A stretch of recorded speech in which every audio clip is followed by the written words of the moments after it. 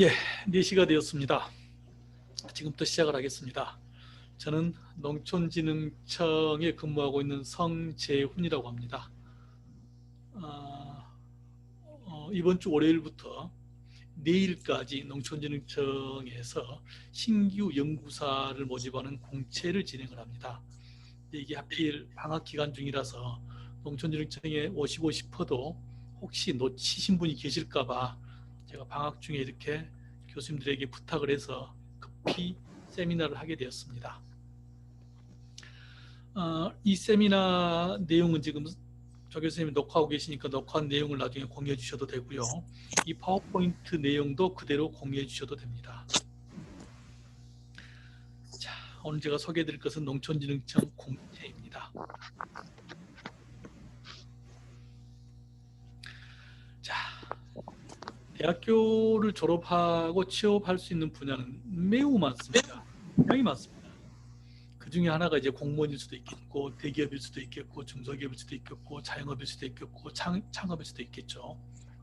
공무원이라는 직업이 우리나라에서 또는 전 세계적으로 가장 좋은 직업은 결코 아닙니다.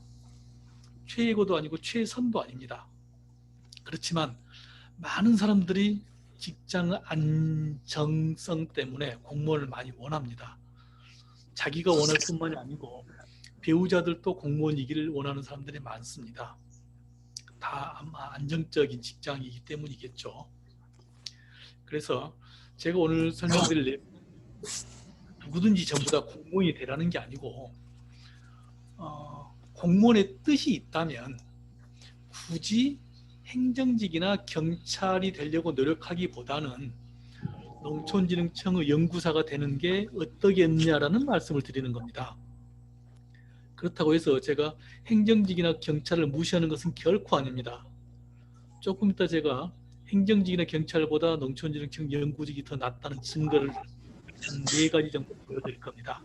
이 증거를 보시고 제가 드리는 말씀이 합리적이고 타당하다고 생각하시면은 농촌진흥청 연구사에 응모를 해주시기 바랍니다. 네, 부학장님 고맙습니다. 자, 우리나라 코리아 선수가 상대방의 어디를 차고 있습니까? 어깨 조금 위이고 머리 조금 밑에. 목이죠. 그래서 목차. 그렇잖아요. 목을 차고 있으니까 목차죠. 근데 목차가 한자니까 순우리말 차례. 한 6가지 정도로 장을 나눠봤는데요. 먼저 대한민국 공무원이 무엇이고 몇 명쯤 되고 그 공무원의 일부인 농촌진흥청이 어떤 것이고 이 농촌진흥청에서 최근에 연구직을 뽑았는데 최근 10년 동안 어떤 형태로 뽑았는지 이걸 분석을 해서 보여드리는 건데요. 지금 이 3번 내용이 대한민국에서 저밖에 안 가지고 있습니다. 이 내용을 조금 더 설명드리기로 하고 그리고 나서 이렇게 농촌진흥청이 계속해서 연구직을 채용을 하는데 어떤 식으로 채용을 하는지 그리고 최근 들어서 공무원 채용 방식이 바뀐 게 몇 가지가 있습니다. 그 변화 그리고 나서 지난주 엊그제 월요일부터 내일 금요일까지 농지청이 이번에 연구사 공채를 하는데 어떻게 준비하면 되는지 이렇게 6가지 장에 나눠서 설명을 드리겠습니다. 자, 먼저 대한민국 공무원입니다. 대한민국 공무원이 뭐냐면은 대한민국 정부 조직에서 일하는 사람들입니다. 얼마 전에 생겼던 뭐 고위 공무원 뭐 수사처인가요? 거기를 포함해서 대한민국에는 정부 조직이 17부, 6처, 18청이 있습니다. 맨 밑에 보면 이제 청이 있고 청 위에 부가 있겠죠. 이건 조금 이따 더 자세히 설명을 드릴게요. 자, 이 정부 조직에서 근무하는 사람들을 공무원이라고 합니다. 대한민국 공무원은 110만 명 정도 됩니다. 지금은 112만 명 정도 될 거고요. 전 세계적으로 공무원 정원 수를 발표할 때 포함하지 않는 직종이 딱 2가지가 있습니다. 하나는 국정원 수이고 두 번째는 대통령 경호원 수입니다. 이 2가지는 전 세계 어디에서도 공개를 하지 않고 있습니다. 우리나라 마찬가지입니다. 이 공무원 정원 110만 명 중에서 국가직은 17만 명으로 약 15.8%밖에 안 되는데요. 이 15.8% 이야기는 조금 이따 드리기로 하고, 자, 공무원 정원 110만 명이면 우리나라 전체 국민의 몇 퍼센트쯤 될까요? 우리나라 국민을 5천만 명이라고 보고 공무원 정원을 100만 명이라고 봤을 때 5천만 명 중에 100만 명이면 2%입니다. 그러니까 100명 중에 2명이 공무원이라는 소리입니다. 대한민국 국민 중에. 이게 많은 걸까요? 적은 걸까요? 우리나라 말고 다른 나라, OECD 같은 경우는 공무원 수를 따로 통계를 뽑지 않습니다. 대신 일반 정부라고 합니다. 그러니까 공무원하고 공사 수를 다 합쳐서 통계를 뽑습니다. 우리나라의 공무원이 한 2% 된다고 그랬고요. 공사가 한 5.7% 정도 돼서 전체 합쳐보면 대한민국에 있는 일반 정부의 비중은 7.7% 정도입니다. OECD 선진국 기준은 17%이니까 우리가 한 10%포인트 더 작은 거고요. 대표적인 복지국가라고 보고 있는 유럽에 비해서도 우리는 훨씬 낮습니다. 공무원 수가 훨씬 적습니다. 그리고 작은 정부의 표본이라고 하고 있는 미국이나 영국보다도 훨씬 작습니다. 다만 일본보다는 조금 공무원 수가 많습니다. 그래서 정치적으로 보면은 좀 달리 판단할 수도 있겠지만은 제가 봤을 때 대한민국 공무원 수는 다른 선진국에 비해서 결코 많은 게 아닙니다. 이 말씀은 여러분들이 공무원이 될 가능성이 앞으로 많이 있다는 뜻으로 해석을 하셔도 됩니다. 자, 대한민국 공무원 수는 110만 명 정도 된다고 그랬죠. 자, 110만 명을 사실은 우리나라는 입법부, 사법부, 행정부 나눠져 있기 때문에 입법부, 사법부, 그다음에 헌법재판소 같은 헌법기관 해봐야 한 2만 5천 명 정도밖에 안 되니까 이 사람들 다 빼고 행정부에 있는 사람들만 공무원이라고 우리는 생각을 하자고요. 이 자료에서는. 그러면 행정부 107만 9,516명 중에서 국가직하고 지방직으로 또 나눠집니다. 자, 국가직이라고 하는 것은 농식품부, 과기부, 국방부, 농촌진흥청, 병무청, 특허청 뭐 이런 곳에 근무하는 공무원이 국가직 공무원이고요. 지방 공무원은 도청, 군청, 시청, 뭐 면사무소 이런 데서 근무하시는 분들이 지방 공무원입니다. 대략 지방 공무원은 우리나라 전체 공무원의 한 39% 정도 되고 국가직 공무원이 한 61% 정도 됩니다. 또 이 중에서 다시 또 국가직 공무원은 특수경력직과 경력직으로 나눠지는데요. 특수경력직은 장관, 차관 이렇게 높으신 분들이니까 이건 빼기로 하고 일반적인 공무원은 경력직이라고 합니다. 이 경력직을 다시 나눠보면은 일반직하고 특정직이 있는데요. 이 특정직이 참 재밌습니다. 우리나라 공무원은 교사가 국가직 공무원의 한 36만 명 정도가 교사입니다. 그리고 검사, 소방, 경찰이 한 13만 명쯤 됩니다. 소방직에 3만 명쯤 되고요. 검사가 2,200명쯤 되고요. 이 사람들이 특정직이니까 우리하고는 또 상관없으니까 빼기로 하고요. 우리가 알고 있는 공무원은 일반직입니다. 이 일반직 공무원은 아까 말씀드렸듯이 전체 국가 공무원의 15.8%밖에 안 됩니다. 17만 명 정도밖에 안 됩니다. 이 17만 명을 뚫으려고 많은 분들이 노력을 하고 계시고요.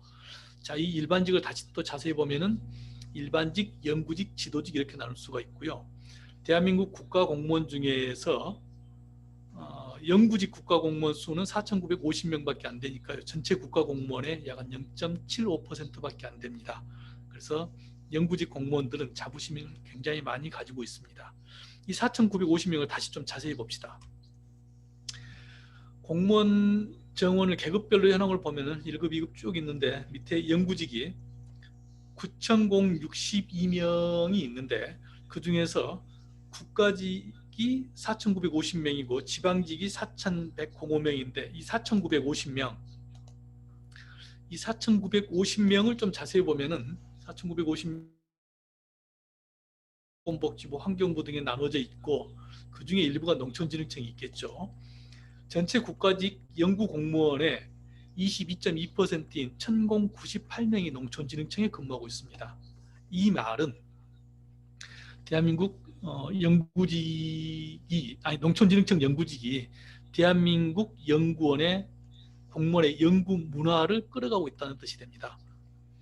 대한민국 영구직 공무원의 22.2%가 농촌진흥청에 근무하고 있으니까 농촌진흥청 영구직들이 대한민국 영구직 공무원의 대표라고 해도 과언이 아닙니다. 그래서 농촌진흥청에 근무하고 있는 영구직들은 대단히 자부심을 가지고 있습니다. 자, 상당 계급에 대해서 먼저 좀 알아보겠습니다. 어디까지나 이론상으로요. 이론상으로 지금 여기 김제시청에 있는 7급 공무원이 저기 서울시 그 종로 경찰서에 있는 경찰하고 이렇게 왔다 갔다 할 수 있어요. 이론상으로는요. 그러면 김제시청에 있는 7급 공무원이 저기 종로 경찰서 경찰로 가려면은 순경으로 가야 할까요? 경장으로 가야 할까요? 경사로 가야 할까요? 이걸 맞춰주는 게 상당 계급입니다. 비슷한 계급끼리 어디에 해당되는지를 맞춰주는 게 상당 계급이에요. 먼저 지금 나와 있는 건 행정직입니다. 우리가 알고 있는 행정직은 9급 시험을 보거나 7급 시험을 보거나 5급 시험을 봐서 들어가죠. 5급 시험을 보는 것은 행정고시겠고요. 서기관 3급, 2급, 1급 되면 1, 2, 3급을 합쳐서 고위공무원단이라고 그러고요. 우리나라의 1급은 200명이 채 안 됩니다. 굉장히 높은 사람이고요. 1, 2, 3급을 다 합쳐봐야 2,000명이 안 됩니다. 매우 높은 사람들이 고위공무원이고요. 서기보, 보통 우리가 행정공무원 시험을 본다면 9급이나 7급을 보겠죠. 자, 이것하고 군인하고 한번 비교를 해봅시다. 군대 하사는 9급쯤 됩니다. 이게 9급하고 하사하고 비슷하다는 상당 계급입니다. 중사가 8급쯤 되고요. 대학교 ROTC 졸업하고 소위로 가면 7급쯤 되고요. 소령이 5급, 대령 달아야 고위 공무원단으로 이해를 해줍니다. 이게 군인이고요. 경찰로 보면은 순경이 9급, 경장이 8급, 경사가 7급 정도 됩니다. 그러면 조금 전에 제가 예를 들었던 김제시청에 있는 7급 주사보가 서울 종로경찰서 경찰로 가려면은 경사로 움직일 수 있는 겁니다. 다만 이건 어디까지나 이론상 이렇기 때문에 김제시청하고 종로경찰서하고 이렇게 사람들이 이렇게 움직이려면은 상호 간에 협의가 돼야 돼요. 그래서 쉬운 일은 아닙니다. 그렇지만 이론상으로는 가능합니다. 자, 그러면 행정직하고 경찰, 군인 이럴 때 영구직은 어쩔까요? 영구직은 연구사로 들어가기만 하면 바로 7급으로 봐줍니다. 그래서 연구사를 7급 상당 직급이라고 그럽니다. 그리고 연구사로서 5년을 초과하여 재직한 기간, 즉 연구사로 들어가서 5년만 지나면 6급으로 봐줍니다. 자, 그러면 연구사는 7급으로 시작해서 5년이 지나면 6급 대우를 해주는데 행정직이 9급으로 들어가서 6급 되려면 어느 정도 걸릴까요? 여러분들 행정직 공무원 시험 본다고 봤을 때 행정직 9급으로 들어가서 6급 정도 되려면 6급 상당 계급의 대우를 받으려면 몇 년쯤 걸릴까요? 연구직은 5년인데 행정직은 무려 23년 6개월이 걸립니다. 제가 만든 말이 아니고 이렇게 나와 있습니다. 일반 직군 7급 9, 8, 7 쭉 올라갈 때 다 더하면 9급에서 6급까지 23년 6개월이요. 자, 그러면 순경으로 들어가면 순경도 9급이 상당이라고 했으니까요. 순경으로 들어가서 6급 상당인 순경 6급 상당이 뭐죠? 순경 6급 상당이 그렇죠. 경감이나 경위 정도 되겠네요. 경감이나 경위 정도 달려면 순경으로 들어가서 경감이나 경위 달려면 몇 년쯤 걸릴까요? 무려 25년이 걸립니다. 순경에서 경감까지 25년 6개월 이상입니다. 그런데 연구직은 어쩐다고요? 5년만 있으면 6급 상당으로 봐줍니다.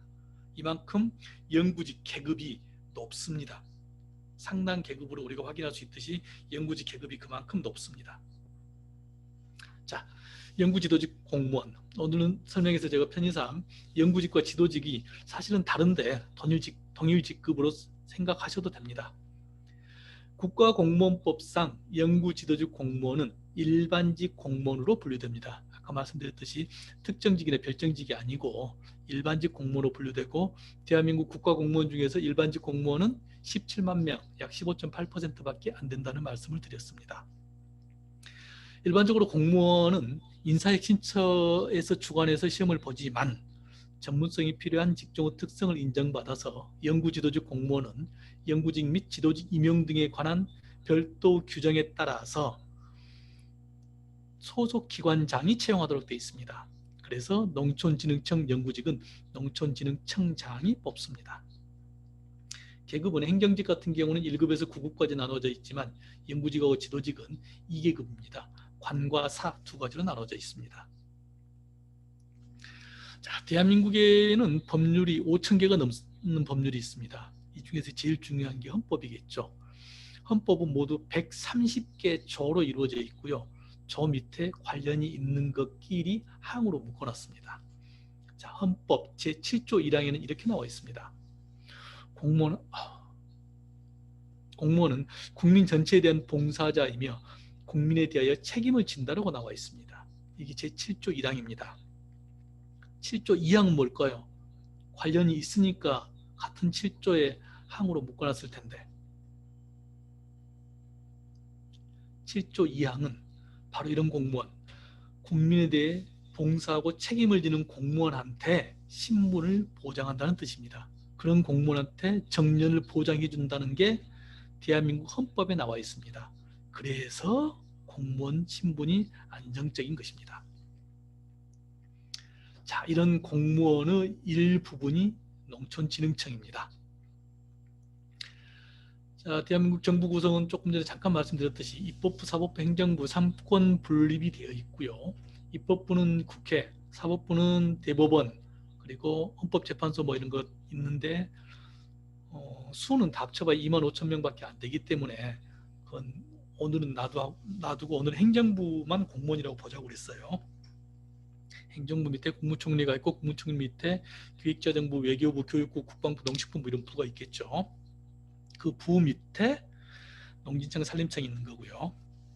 농촌진흥청은 4개의 연구기관하고 1개의 교육센터로 이루어져 있습니다. 자, 여기서 중요한 것은요. 이렇게 54개나 되는 정부 부처 중에서 농촌진흥청은 유일한 기술관청입니다. 기술관청이 무슨 말이냐면요. 자, 도로교통법을 예를 들어 봅시다. 도로교통법은 경찰청에서 가지고 있습니다. 이 도로는 시속 60 이상 달리면 안 됩니다라고 하는 그 속도 제한이 있어요. 나는 새 차를 사가지고 속도를 열심히 달려가지고 시속 200으로 달리고 싶은데 왜 내 자유를 구속을 해요? 왜 제한을 해요? 대한민국은 자유민주주의 국가인데 내 마음대로 200km 달리다가 내가 죽건 말건 뭔 상관이에요? 그런데 이 도로의 최고 속도를 60km로 제한함으로 인해서 제 개인이 속도를 낼 자유는 제한되지만 보다 많은 사람들이 혜택을 볼 수 있기 때문에 규제를 두는 겁니다. 그 규제는 법으로 두는 거고요. 그래서 대한민국에 있는 거의 모든 법은 규제를 가지고 있습니다. 그렇지만 농촌진흥청은 대한민국에 있는 유일한 연구기관입니다. 그래서 기술관청이기 때문에 규제가 하나도 없습니다. 여기서 연구를 해서 좋은 기술을 만들어서 국민에게 도움을 주고 농민에게 도움을 주는 기술을 만드는 기술관청입니다. 또 두 번째, 거의 모든 선진국에서 1차 산업을 연구하는 연구원은 국가가 직접 채용을 합니다. 무슨 말이냐면은 1차 산업, 즉 자연에서 인간이 먹는 것을 채취하는 것을 연구하는 연구원들은 국가가 직접 공무원으로 채용을 한다는 뜻입니다. 지금 우리가 줌을 써서 쓰고 있지만 이게 다 전기로 돌아가고 있죠. 전기 연구하는 사람들 국가 공무원 아닙니다. 뭐 요즘 달나라도 가고 화성도 가고 그러는 로켓 쏘는 사람들 국가 공무원 아닙니다. 출연연구소, 국가에서 돈을 줘서 이 일을 하라고 임무를 맡겨놓은 출연연구소에서 연구를 하지 국가가 직접 채용한 공무원은 아닙니다. 그렇지만 1차 산업 연구원만큼은 우리나라건 미국이건 독일이건 프랑스건 영국이건 전부 다 국가 공무원입니다. 그래서 저희들은 더 큰 자부심을 가지고 있습니다. 자, 농촌진흥청은 앞에서 말씀드렸듯이 4개의 연구기관하고 1개의 센터로 되어 있고요. 약 한 1,900명 정도 그리고 1조 원 정도 예산을 가지고 있습니다. 농진청이 하는 임무는 연구개발, 이 연구개발한 것을 기술 보급하고 교육시키고 그리고 국제협력하는 이렇게 크게 4개의 임무를 하고 하고 있습니다. 자, 좀 자세히 농촌진흥청 직원이 하는 일을 이렇게 설명을 드릴게요. 국립농업과학원, 식량과학원, 원예특작과학원, 축산원, 그리고 교육시키는 센터가 있다고 그랬죠. 하는 일이 이렇게 돼 있는데요. 2년 전까지 제가 수학관리공학과에 있었습니다. 수학관리공학 이 업무가 사실은 4개, 5개 기관에 전부 다 연관이 되어 있습니다. 국립농업과학원에서는 농업용 에너지 및 생산 자동화 연구 개발에서 어떻게 자동화해서 수확할 것인지를 연구하고요.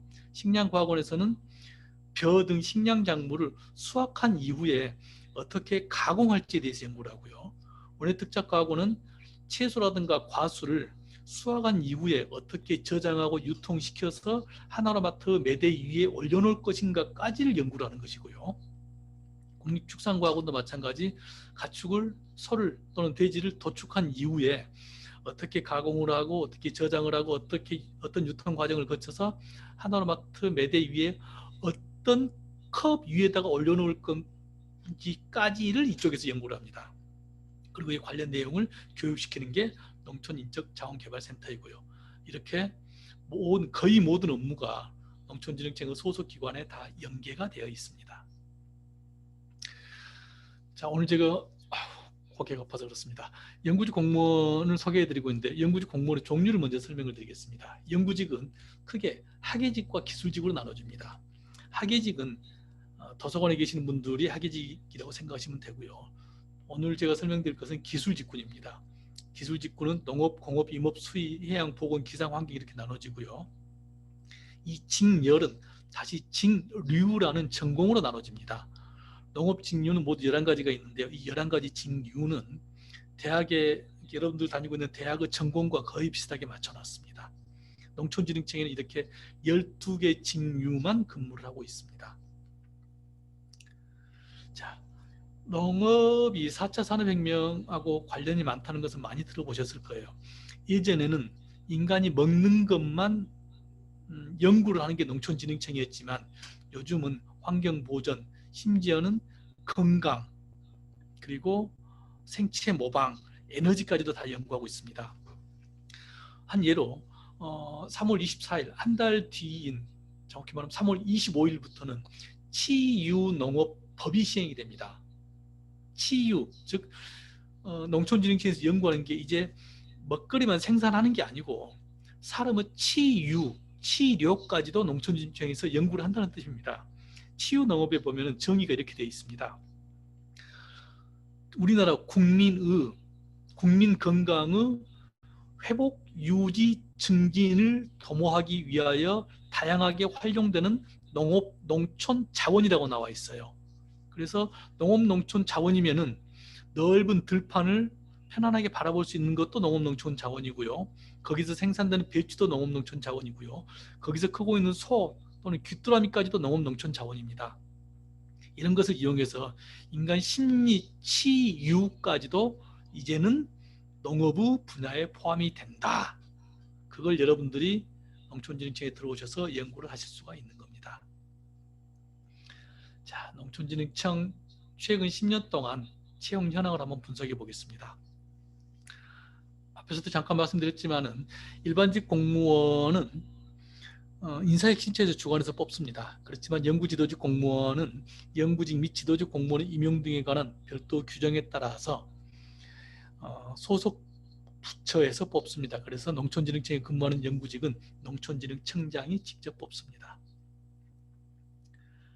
자, 지금부터 제가 설명드릴 자료는 제가 전북대학교 농과대학에 다니는 여러분들을 위해서 농촌진흥청 본부에서 금고 속에 몰래 숨겨놓은 아주 중요한 정보를 제가 몰래 빼와서 여러분들에게만 드리는 게 아니고 농촌진흥청 홈페이지에 나와 있는 정보를 제가 정리했을 뿐입니다. 자, 여러분도 농촌진흥청 홈페이지 들어가 가지고요. 홈페이지가 이거거든요. 여기에서 행정에 들어가면 이런 메뉴가 뜹니다. 이 중에서 채용 공고, 그럼 여기 되겠죠. 이 채용 공고에서 접수 결과라고 입력하고 검색을 누르면은 이런 결과가 나옵니다. 즉 2019년 영구직 국가공무원 채용시험 원서 접수, 즉 이걸 연도별로 쭉 내려받아서 보면은 연도별로 어떻게 무슨 분야 채용을 했고 그때 몇 명이 응시했고 그 중에서 시험은 실제 몇 명이 봤고 이런 게 다 나옵니다. 심지어는 그것뿐만이 아니고요. 접수 결과 대신에 합격선이라고 입력을 하고 검색을 하면은 2019년 영구직 국가공무원 공채 필기시험 합격 점수가 나옵니다. 즉 이런 식으로 작물 7명 뽑는데 필기시험이 214명 응모했고 그중에 10명이 합격을 했습니다. 그때 커트라인은 90점이었습니다. 이런 게 다 나옵니다. 이 내용을 제가 10년치를 뽑아서 표로 만들어서 여러분들에게 보여드리는 겁니다. 자, 먼저 신규 연구사는 2010년부터 19년까지만 제가 분석을 했어요. 작년 2020년에도 사람을 뽑았는데 제가 작년 너무 바빠서 그 내용은 지금 여기에는 들어있지는 않습니다. 10년부터 19년까지 모두 21번 채용을 했고요. 그 중에 경채가 11번, 공채가 10번이 있었습니다. 자, 연도별로 경채 몇 번, 공채 몇 번 해가지고 538명이 농촌진흥청에 새로 들어오셨는데요. 이 538명이면 농촌진흥청 전체 연구직 1092명의 약 절반 정도 됩니다. 자, 여기서 일반적으로 공무원의 근속기간은 30년입니다. 삼성전자 같은 데는 들어가면 10년을 못 채우고 보통 평균 9.8년 만에 나와요. 그렇지만 공무원은 안정적이기 때문에 공무원은 30년을 근무를 하는데요. 자, 10년이면은 3분의 1만 바뀌어야 하잖아요. 근데 여기는 왜 10년부터 19년 사이에 무려 반이 바뀌었을까요? 베이비 부머. 베이비 부머는 1957년부터 62, 3년생까지를 베이비 부머라고 그러는데요. 그분들이 지금 나가고 있어요. 그래서 급격히 인력이 바뀌고 있는 겁니다. 이 말은 농촌진흥청 정원은 정해져 있대 최근 앞으로 몇 년 동안은 여러분들에게 기회가 더 많다는 뜻이 됩니다. 자, 여기 보면 대략 평균 한 50명, 그러니까 대략 한 50명 정도 하다가 한 3, 4년 전부터는 60명, 70명 정도 되는 것 같죠, 대략. 자, 이 수가 어떻게 나왔냐면요. 평균 약 50명인데 공무원 조직의 자연 감소는 매년 약 한 3% 정도 됩니다. 즉 100명이 공무원이 근무한다고 하면은 그 중에서 3명 정도는 한 2명 정도는 이제 정년 퇴직을 하실 수 있고 한 1명 정도는 도중에 뭐 사고라든가 아니면 지병으로 이렇게 돌아가실 수도 있고 이래서 매년 3% 정도의 공무원이 빠져나갑니다. 농촌진흥청에는 연구직이 1092명 있는데 이 중에서 3%면 대략 한 33명 정도 되겠죠. 자, 여기에다가 농촌진흥청 연구직은 대부분 박사학위를 가지고 있기 때문에 이분들이 대학으로 이직하는 경우가 많습니다. 연평균 최근 10년 사이에 대략 한 7명 정도 됐더라고요. 최근 들어서는 조금 더 늘어나고 있습니다. 이거 두 개 합치면 대략 한 40명 정도 되죠. 여기에다가 서요 정원이라고 해서 매년 저희가 농촌진흥청에서 행안부로 공무원 정원을 좀 늘려달라는 부탁을 합니다. 예를 들면은 대통령께서 이번에 UAE를 갔다 오셨는데 UAE하고 같이 UAE 사막에서 농사 짓는 것을 지원하기로 했다. 관련해서 우리가 그런 연구를 해야 하니까 빨리 그 티오를 좀 주십시오. 그럼 우리 공무원 채용하겠습니다. 라고 행안부에 신청해서 티오를 받는 게 있어요. 그게 대략에서 한 10명쯤 됩니다. 그래서 대략 이렇게 하면 한 50명 초반이 되고 여기에다가 아까 말씀드렸던 베이비 부모가 퇴직이 최근 들어서 앞으로 한 2, 3년간 더 이어질 테니까 그분들 1, 20명 하면은 대략 6, 70명 정도를 매년 농촌진흥청에서 신규로 채용을 하게 됩니다. 그래서 18년, 19년, 20년, 21년 이렇게 채용을 하게 됩니다. 올해도 정확치는 않지만 한 70명 정도 채용을 할 겁니다. 자, 이분들을 공채로 채용을 할 것이냐 경채로 채용을 할 것이냐는 말이 참 많습니다. 공채는 공개 채용으로 나이 제한만 있고 경력 제한이 전혀 없습니다. 학력 제한하고 경력 제한이 전혀 없는 게 공채고요. 경채는 경력자 채용입니다. 보통 최근 10년치를 보면은 정권이 바뀔 때마다 공채를 많이 합니다. 왜? 기회균등을 따지기 위해서요. 그리고 조금 경채를 많이 할 때는 농촌진흥청이 연구기관으로서 전문성을 좀 인정받았을 때 경채를 많이 합니다. 아직까지 대략 10년치를 보니까 공채를 한 53%, 경채를 한 42% 정도 했는데요. 자, 이거 잊어버리셔도 됩니다. 앞으로는 농촌진흥청에서는 경채를 70%하고 공채를 30%만 할 겁니다. 이건 분명히 말씀드립니다. 앞으로는 공채 기회가 줄어들고 경채 기회가 더 늘어납니다. 자, 제가 최근 10년 동안 538명의 데이터를 가지고 있다고 그랬잖아요. 이 사람들 중에서 이 사람들 출신 대학을 제가 다 분석을 해봤습니다. 요즘은요, 출신 대학이 비밀이 붙여져 있습니다. 그래서 인사관리 카드에, 인사기록 카드에 대학이 기록되어 있지 않습니다. 농촌진흥청은 여러분의 대학 기록 정보를 가지고 있지 않습니다. 그래서 제가 일일이 다 메일을 보냈어요. 그분들에게 538명한테 메일을 보내서 제가 이래 해가지고 새로 들어오신 분들 출신 대학을 파악해서 대학에 가서 취업 특강을 할 때 자료로 활용하고 있습니다. 좀 알려주십시오 했더니 많은 분들이 답장을 줬는데 끝까지 신분을 안 밝히신 분들은 93명이었어요. 이 사람들 뺀 445명의 출신 대학 통계입니다. 자, 대한민국에는 대학이 한 340개 정도 있을 겁니다. 이 중에서 서울대학교 등 한 69개 대학 출신들이 최근 10년 동안 농촌진흥청에 들어오셨더라고요. 자, 여러분들은 지금 주로 전북대학교 학생들이신데 전북대학교가 상위 10개 학교 중에서 몇 등쯤 될까요? 일단 10등은 아닙니다. 축하드립니다. 전북대학교가 1등입니다. 최근 10년 동안 전북대학교 출신자들이 농촌진흥청에 가장 많이 들어왔습니다. 이 최근 10년을 또 자세히 따져보면 최근 5년 동안 제일 많이 들어왔습니다. 그 이유도 조금 이따 제가 설명을 해드릴게요. 자, 학위를 봅시다. 왜 학위를 봐야 하냐면요. 경력자 채용은 일반적으로 석사학위 이상 가지고 계시는 분을 대상으로 합니다. 그래서 석사 이상 박사인 분들이 오게 되고 주로 박사들이 많이 뽑히더라고요. 경력자 채용 중에서 학사만 마치신 분도 있는데 이분들은 학사로 마치고 현장 경력이 많으신 분들입니다.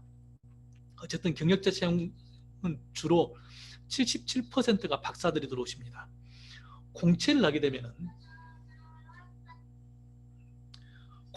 되면은 박사 별로 안 오고 석사도 별로 안 오고요. 학사가 거의 반 정도, 그리고 대학교 재학생도 20%나 됩니다. 즉 5명 중에 1명은 대학교 재학생입니다. 지금 내일까지 원서 접수를 하고 있는 이 공채는요. 2001년 12월 31일 이전에 출생하신 분들은 누구나 응모하실 수 있습니다. 2001년이면은 아마 대학 2, 3학년쯤 되나요?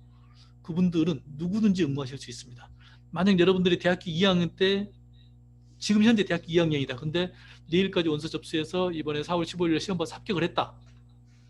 그러면 여러분이 대학교 졸업할 때까지 발령 유예를 시켜드립니다. 좋은 것이죠.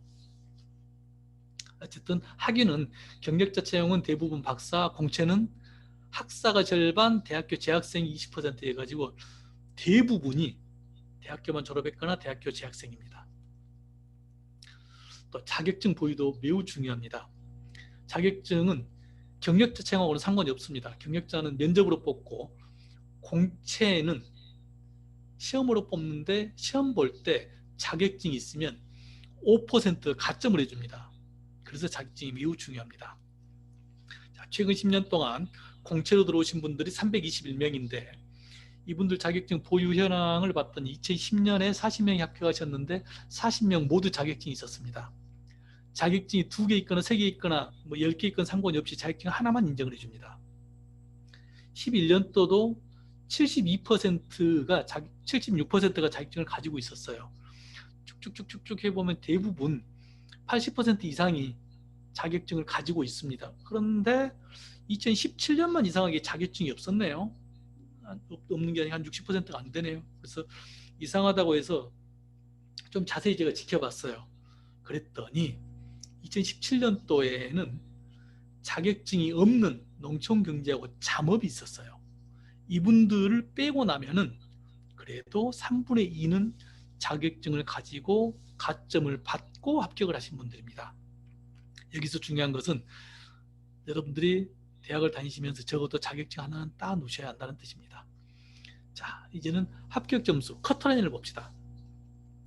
2010년부터 2019년까지 연도별로 뽑은 직류가 이렇습니다. 전공이 이렇습니다. 있을 때의 점수를 보니까 평균이 이 정도 되는데요. 헷갈리니까 그래프로 봅시다. 자, 합격 점수 커트라인입니다.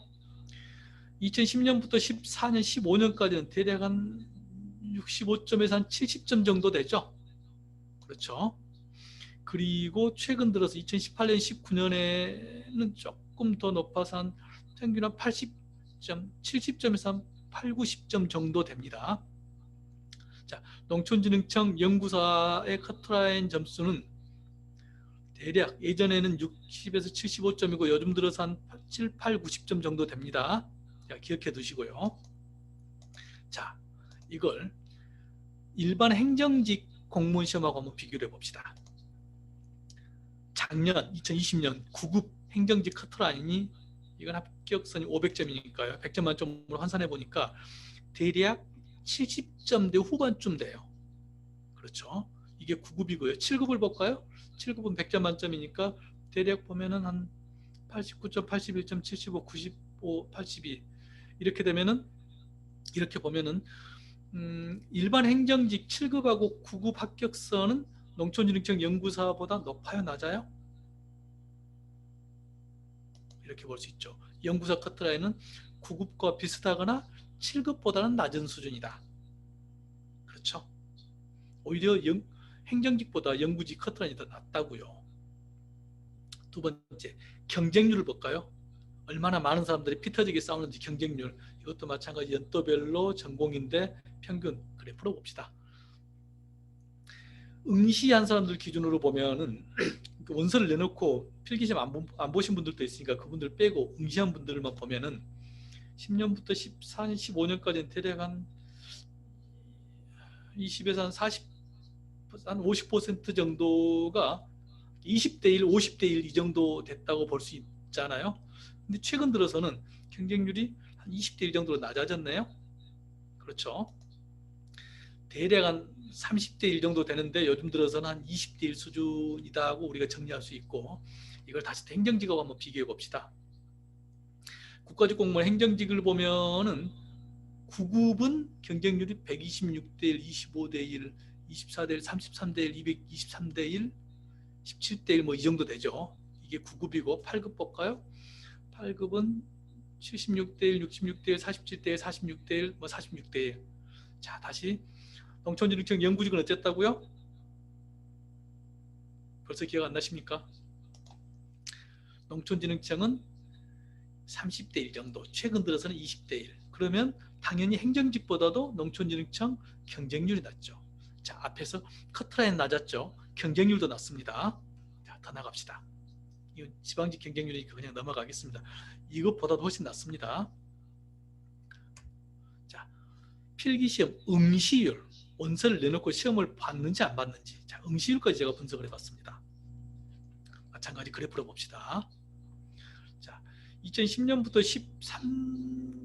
13년까지 응시율은 계속 높아지고 있어요. 굉장히 그 경사도가 높죠. 왜 그러냐면은요, 저 나름대로 분석을 해보면은 2008년, 2009년에 금융위기가 있었어요. 그래서 많은 회사에서 조기 퇴직이 있었습니다. 이런 걸 보면서 야, 공무원이 역시 안정적이구나.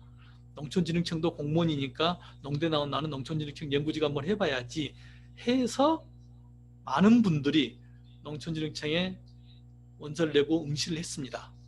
그런데 2013년을 기점으로 응시율이 좀 떨어지고 있어요. 도대체 이때 무슨 일이 있었을까요? 왜 2013년을 기준으로 응시율이 떨어질까요? 이때가 농촌진흥청이 전주로 이전한 시기입니다. 그래서 사람들이 심지어 농촌진흥청에 근무하는 사람들 중에서도 나 다시 시험 볼래 하고 안 내려오신 분도 있어요. 그러니까 서울에 있는 대학생들은, 서울에 있는 대학교를 다니는 친구들은 농촌진흥청이 전주로 가니까 난 수도권에 있을래 하고 아예 시험 자체를 안 본 겁니다. 이건 다시 거꾸로 뒤집어 보면 여러분들에게는 좋은 기회라는 뜻이 돼요. 그렇잖아요. 최근 들어서 한 60% 정도 이제 응시를 하고 있는 겁니다. 자, 이것도 다시 국가직 공무원 행정직하고 비교를 해봅시다.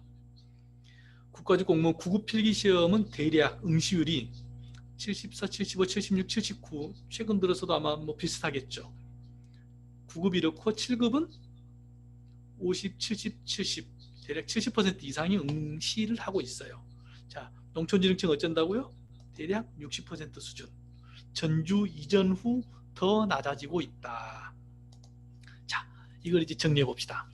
오늘 제가 여러분들에게 드리고 있는 말씀은 여러분들이 대학교를 졸업하고 갈 수 있는 직업, 직장은 굉장히 많습니다. 공무원이 최고나 최선은 아니고 모든 사람들이 공무원이 될 수도 없고 돼서도 안 됩니다. 그렇지만 끝까지 공무원을 해보고 싶다는 사람들이라면은, 공무원의 뜻이 있다면 행정직이나 경찰보다는 연구직을 제가 추천하는 겁니다. 왜? 증거를 보여드렸잖아요. 커트라인 낮았잖아요. 보셨죠? 65, 예전에는 60에서 75, 최근 들어서 올라가 봐야 80, 85점. 커트라인 낮았죠. 두 번째, 경쟁률도 낮았잖아요. 행정직은 뭐 127대 1 그러는데 농촌진흥청 연구사는 한 20대 1 정도밖에 안 되잖아요. 또 세 번째, 응시율도 낮았잖아요. 다른 데는 70%, 80% 그러는데 농촌진흥청은 60%밖에 안 됐잖아요. 마지막으로 한 가지가 뭐였죠? 가장 먼저 소개해드렸던 상당 계급, 대우가 높았잖아요. 농촌진흥청 연구사는 연구사로 들어오면 바로 7급 대우를 해주고 5년만 지나면 6급 대우를 해주는데, 행정직은 9급으로 들어와서 6급이 되려면 23년 6개월이 걸렸고, 순경으로 들어와서 경장이 되려면 25년 6개월이 걸렸잖아요. 여기서 설명드렸잖아요. 상당 계급에서. 자, 그럼 다시 봅시다. 어디를 봐야겠어요, 여러분들이? 낮은 합격선, 낮은 경쟁률, 낮은 응시율, 거기에다 높은 대우. 당연히 연구직을 봐야겠죠. 여기에 추가로 증거를 몇 개 더 보여드리겠습니다. 자, 농촌진흥청 연구직 채용입니다. 여기서 증거를 보여드릴게요. 자, 연구직 설명하기에 앞서서 작년부터 바뀐 내용이 두 가지가 있습니다. 매우 중요합니다. 자, 2차 시험 과목이 바뀌었습니다. 1차는 국어, 한국사, 영어니까 그렇다 치고 2차 전공을 모두 4과목을 시험을 보는데 이 전공 과목이 작년부터 바뀌었습니다. 예를 들면 축산, 작년까지는 생물학 개론 시험을 보셨는데 올해 그 작년까지는, 작년부터는 축산식품 가공학 시험을 봅니다.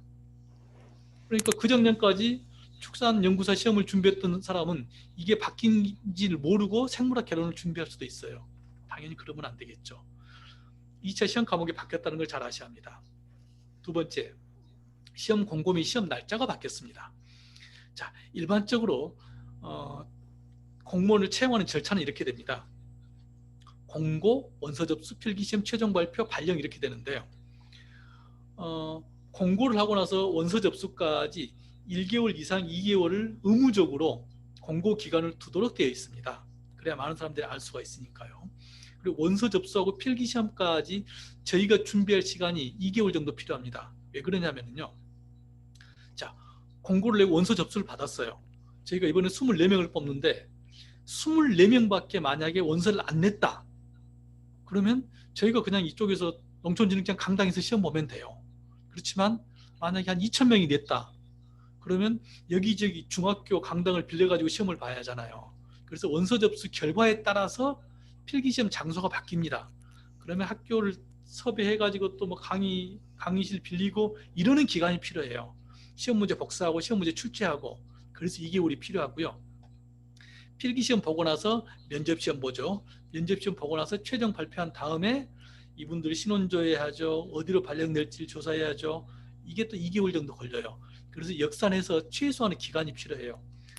아직까지는 그랬어요. 예전에는 보통 4월 초에 공고해서 5월 말에 시험 원서 접수하고 7월 달에 시험 봐서 최종 발령을 7, 8월 달에 내서 최종 발표를 내서 발령을 추석 전에 냈습니다. 이게 2년 전까지예요. 근데 2년 전부터는 어떻게 했느냐? 발령을 7월 1일 날 하반기에 내는 걸 목표로 두고 있습니다. 그래서 발령에서부터 거꾸로 역산해 나가는 겁니다. 아까 말씀드렸듯이 최종 발표 이후 발령까지는 신혼제 같은 기간이 필요하다고 그랬죠. 그래서 작년에는 이렇게 했습니다. 1월 10일 날 공고를 해서 2월 17일 날 원서 접수를 하고 4월 18일 날 필기 시험을 보고 최종 발표를 6월 5일 날 해서 7월 1일 날 발령을 내는 계획이 있었어요. 물론 코로나 때문에 이렇게는 안 됐습니다. 근데 올해도 이와 거의 비슷한 패턴으로 갑니다. 왜? 발령을 7월 1일 날 내기 위해서 거꾸로 역산해서 이렇게 나갑니다. 자, 이렇게 되니까 문제가 뭐냐면은 이 공고를 내고 원서 접수 기간이 여러분들의 겨울 방학이란 말입니다. 여러분이 농촌진흥청 연구사가 되고 싶어서 그동안 몇 년 동안 연구를 준비를 했는데 계약을 해서 보면은 이미 공고하고 원서 접수까지 다 끝나 있어요. 얼마나 당황스러워요. 얼마나 허망하겠어요, 여러분이. 그래서 제가 며칠 전에 전북대학교에 연락을 드려서 여러분들에게 방학 기간임에도 불구하고 이렇게 줌으로 세미나를 하고 있는 겁니다. 여러분들이 이렇게 깜짝 놀라지 않고 이렇게 당황하지 않게 하기 위해서요. 제가 잘했죠? 자, 지난달 1월 11일 날 농촌진흥청에서 시험 공고가 났습니다. 모두 24명을 뽑고 이 전공으로 뽑을 겁니다. 네라고 올려주셔서 고맙습니다. 자, 이렇게 24명을 뽑을 거고요. 가산 특전이 있습니다. 아까 말씀드렸듯이 자격증이 있으면은 5% 가산 특전이 있습니다. 각 과목마다 다 그냥 5점을 다 줘버리는 겁니다. 다만 여러분이 원회 시험을 응모를 했는데 축산 자격증이 있다고 해서 가산점을 주는 건 아닙니다. 전공별로 인정을 해주는 자격증이 다 다릅니다. 자기 전공에 맞게 자격증을 따셔야겠죠. 그거 아시죠? 2016년부터인가 정보처리 기사하고 기능사, 기술사 이런 것은 가점이 없는 거 아시죠? 정보처리는 가점 없습니다. 자, 여기서 중요한 것, 전공을 포기하면 경쟁력을 가질 수가 없습니다. 여러분들은 대학교 아무리 많이 놀아도 적어도 자격증 하나는 따놓고 놓으십시오. 자격증 가지고 자격증이 없는 상태에서 농촌진흥청에 합격하신 분들은 아까 보셨잖아요. 거의 없어요. 대부분 자격증을 하나 가지고 가점을 받고 농촌진흥청에 들어오셨습니다. 자격증 꼭 따십시오. 물론 자격증이 없는 분들은 더 열심히 노력해서 5점 이상 자기가 받으면 돼요. 없다고 해서 시험 못 보게 하는 건 아니니까요. 열심히 해서 더 받으면 됩니다. 자, 시험 과목을 한번 분석해 봅시다. 우리나라 공무원은 당연히 1차에서 국어, 한국사, 영어는 모든 공무원 시험에서 다 똑같습니다. 9급은 전공을 2과목을 보고요. 7급은 전공을 4과목을 보는데 연구사는 7급 상당이기 때문에 전공 4과목을 봅니다. 여기서 중요한 것은 연구사는 자격증 가산점이 있어요. 그래서 여러분들이 농대 다니는 여러분들은 여러분 전공의 자격증을 따서 가산점을 받으면 되는데 행정직은 자격증이 없어요. 여기는 가산점이 없습니다. 자, 그럼 이렇게 비교해 봅시다. 만약 행정학과 다니는 친구들이 또는 사회대 다니는 친구들이 자기들이 행정학 공부를 해서 행정학 개론 시험을 보는 것하고 농대 다니는 여러분들이 행정학 개론을 공부해서 시험 보는 것하고 누가 더 잘할까요? 당연히 행정학과 다니는 애들이 더 잘합니다. 그러니까 여러분들은 이쪽으로 가면 경쟁력이 떨어져요. 그렇지만 여러분들은 농대 다니기 때문에 농대 전공을 준비해서 자격증 5%까지 가지고 있으면 행정학과 다니는 애들은 절대 이쪽으로 올 수 없습니다. 왜? 자기들은 자격증 가점을 받을 수 없기 때문에요. 그래서 여러분들은 경쟁력이 더 있는 겁니다. 당연히 여러분들은 공무원이 되겠다면은 농업연구사를 봐야죠. 행정직에 가서 피 터지게 싸우지 말고 안정적인 이쪽을 보셔야죠. 자, 최근 들어서 공무원이 좀 바뀐 게 몇 가지가 있습니다. 지금부터 드리는 말씀은 잠깐만요. 이게 99명 들어와 있는데 이 중에 교수님이 몇 분이나 들어와 계신지 모르겠는데요. 교수님들은 이런 내용을 정말 잘 아셔야 합니다. 감히 말씀드립니다. 자, 첫 번째, 아까도 말씀드렸듯이 농촌진흥청의 영구직 공무원 채용 방식이 바뀌고 있습니다. 공채에서 경채로 바뀌었습니다. 이미 올해부터 공채는 30%밖에 안 하고 경채를 70% 할 겁니다. 이걸 모르시고 여러분 교수님들께서 학생들한테 농촌진흥청 어쩌고저쩌고 이렇게 말씀하시면 안 됩니다. 두 번째, 공무원 시험 방식이 바뀌고 있습니다. 이건 학생 여러분들이 잘 아셔야 합니다. 아시는 것처럼 지금도 영어는 토익 시험을 보는 게 아니고 토익 점수를 등록하게 돼 있죠. 이게 아마 내년부터인가는 한국사도 점수제로 점수를 등록하게 돼 있고요.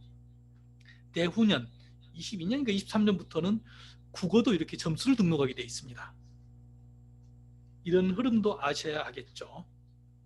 세 번째, 이건 교수님들이 아셔야 합니다. 영구직 직류, 즉 전공의 명칭이 바뀌고 있습니다. 예전에는 잠업곤충이라는 전공 없었습니다. 있었습니다. 근데 요즘은 잠업곤충을 누가 해요? 그래서 잠업이 아닌 산업곤충으로 바뀌고 있습니다. 이게 작년 가을입니다. 이것뿐만이 아닙니다. 교수님들이 노력을 하면요, 새로운 전공을 만들 수도 있습니다. 이게 작년 9월 15일자 나온 겁니다.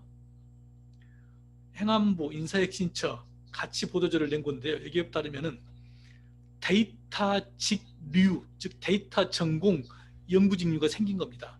안전관리 전공 연구직류가 생긴 겁니다. 여기에 잠업곤충이 산업곤충으로 바뀐 것도 있고요. 이렇게 시대의 흐름에 따라서 교수님들이 노력하시면은 이 직류를 새로 만들 수 있습니다. 조금 전에 말씀드렸죠.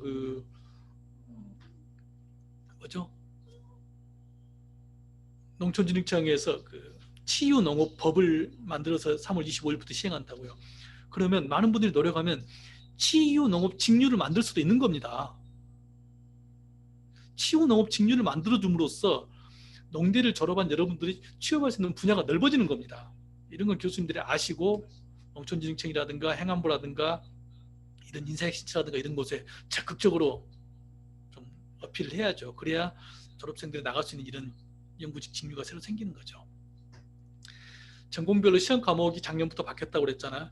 이 과목도 교수님들이 노력하시면 바꿀 수 있어요. 아까 축산 예로 들었지만은 농공도 마찬가지입니다. 유체역학을 열심히 준비했는데 요즘 유체역학 누가 봅니까? 그래서 요즘은 응용역학으로 바꿔놨습니다. 이런 것도 시대의 흐름에 맞게 바꿀 수 있어야 합니다. 자, 그리고 농진청 연구직 합격 점수가 조금씩 높아지고 있습니다. 이런 트렌드도 교수님들이 알고 학생들을 지도해 주시면 더 좋겠죠. 자, 이제 지난 1월 11일 날 농촌진흥청 연구직 공채 공고가 떴습니다. 자, 어떻게 준비하면 되는지. 자, 연구사 시험, 연구직 및 지도직 공무원의 임용 등에 관한 별도 규정에 따라서 농촌진흥청장이 시험을 진행을 합니다. 자, 아까 말씀드렸죠. 시험 과목은 대한민국 공무원이면 필수 과목 국어, 한국사, 영어가 들어가고 전공은 7급 상당이기 때문에 4과목을 본다고 그랬고요. 자, 여기서 이게 중요합니다. 필기 과목인 국어하고 한국사는 농촌진흥청에서 문제를 출제하지 않습니다. 인사혁신처에 의뢰를 합니다. 인사혁신처에서 뽑아서 보내줍니다. 원서 접수 결과에 따라서 몇 명이 시험을 볼 것 같다 해서 그 수만큼 복사를 한 채 저희가 받습니다. 그래서 시험장에서 뜯도록 되어 있습니다. 중요한 건 전공 과목입니다. 전공 과목은 한 과목, 예를 들어서 물리다 그러면 물리 한 과목에 대해서 교수님 2명, 농촌진흥청 연구직 2명 이렇게 4명한테 비밀 각서를 쓰고 연락을 해요. 4명한테 각각 20문제씩을 뽑아달라고 그럽니다. 그러면 물리 한 과목에 대해서 80문제가 나오겠죠. 그 80문제를 가지고 농촌진흥청 연구직 중에 한 명이, 과목별로 한 명이 내일 모레 4월 5일 날 호텔에 감금이 됩니다.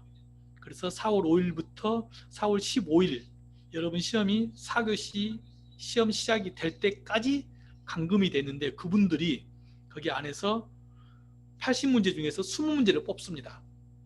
그리고 시험지를 인쇄하고 그리고 나서 시험 보고 시험 본 다음에 다시 또 저희 연구원들이 참고자료를 가지고 가서 그 시험을 다시 봅니다. 연구원들이 제 시험을 봐서 그 정답이 맞는지를 체크를 합니다.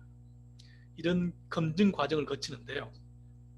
한 과목당 20문제가 나오고 사지선다형 가나다라 중에서 찍히고 과락이 있습니다. 4과목 중에서 3과목 100점을 받더라도 한 과목이 40점 이하면 떨어집니다.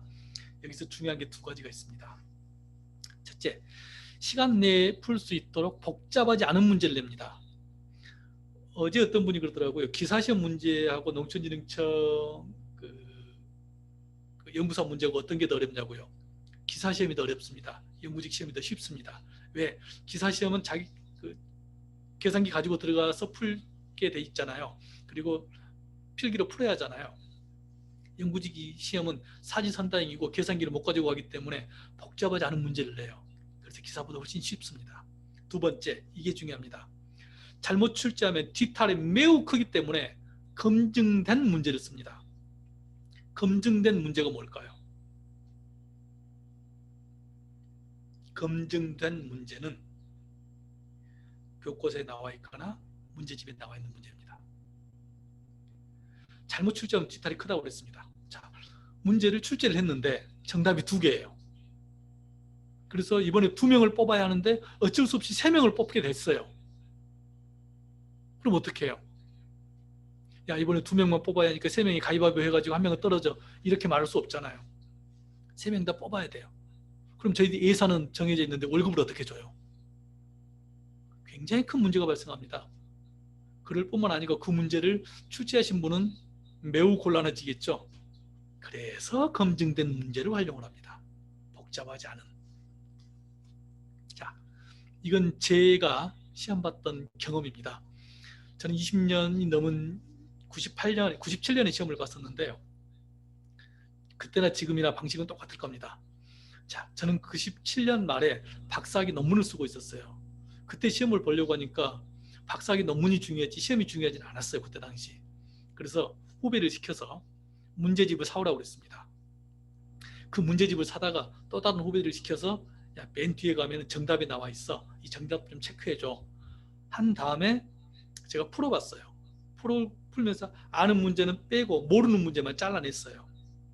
그것도 대부분 문제집에 보면 기출 빈도표라는 게 나와 있습니다. 앞부분 별로 없고 뒷부분 별로 없고 가운데가 연도별로 몇 문제가 나왔는지 나와 있죠. 기출 문제, 빈도가 많았던 곳에서만 제가 모르는 문제를 따로 뽑았어요. 그래서 모르는 문제를 A4 용지 한 장에다가 좌우로 이렇게 나눠서 축소 복사해서 한 10문제 정도를 붙였어요. 예를 들어서 물리 과목이라면 10문제를 여기다 붙이고 이걸 다시 4분의 1로 축소해서 40문제를 A4 한 장에다 붙여요.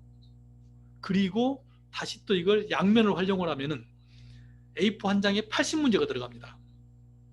저는 그때 박사학위 논문 쓰느라고 시간이 없었기 때문에 한 과목당 80문제만 준비를 했어요. 전공 4과목을. 그리고 이 80문제만 가지고 버스 타고 다니면서도 외우고 앉아서 볼 때도 외우고 술 먹을 때도 이거 가지고 외우고 이러면서 저는 합격했습니다. 여러분들에게 자신 있게 말씀드립니다. 전공 과목 80문제면 됩니다. 자, 어떻게 준비하면 되느냐? 이렇게 준비해 보십시오. 물론 이건 제 개인 생각이고 수험생별로 차이가 있을 수도 있습니다만 저는 이렇게 했습니다. 이렇게 추천하겠습니다. 농촌진흥청에 시험 보시려면은 먼저 여러분들 선배가 있을 겁니다. 합격해서 농촌진흥청에 다니고 있는 분들한테 찾아뵙고 문제집을 사서 가지고 가서 선배님 이 중에서 시험에 나올 만한 것 좀 골라주십시오 하면 대부분 골라줍니다. 그거 가지고 문제집 만드세요. 여러분만의 족보를 만들어요. 그렇게 시험을 보세요. 준비하고 시험 본 사람은 그날 저녁에 과목당 20문제가 다 기억이 납니다. 시험 준비하신 분들은 다 기억납니다. 그걸 20문제, 아니 80문제 뒤에다가 다 붙여놓으세요. 그러면 여러분만의 족보가 생성이 되는 겁니다. 기출문제 중심으로 과목별로 60문제라고 그랬는데 저는 80문제를 추천합니다. 물론 목표 점수가 중요합니다. 여러분들 100점 맞은다고 해서 농촌진흥청 다닐 때 월급 더블로 주는 거 아닙니다. 목표 점수는 제가 70점이라고 해놓은 이유가 70점만 넘으면은 자격증 5점 플러스 해가지고 75점이면 합격할 수 있잖아요. 그러니까 목표 점수를 먼저 정하고 100점 맞으려고 애쓰고 모든 문제 다 준비하지 말고 목표 점수에 있을 정도, 합격할 정도 문제만 준비하시면 돼요. 기출문제 중심으로 과목별로 80문제 정도면 충분하다. 합격이 중요하고 깊은 연구는 농촌진흥청에 들어와서 해라. 합격하면은 대학원은 다니셔야 합니다. 만약 떨어지면 아까 말씀드렸듯이 80문제 뒤에 또 20문제 붙여놓고, 그래도 만약 또 떨어졌다 그러면 80문제 뒤에 또 20문제를 또 붙여요. 그럼 100문제가 되죠. 그래도 만약 떨어졌다, 3번 봐서 떨어졌다 그러면 120문제를 가지고 시험을 보세요. 이래도 떨어지면은 그런 머리는 농촌진흥청에 들어오면 안 됩니다. 저희도 먹고 살아야 하잖아요. 3번 농촌진흥청 시험 봐서 합격 못할 정도면 들어올 생각 마세요. 그 정도면 충분히 들어올 수 있다는 뜻입니다.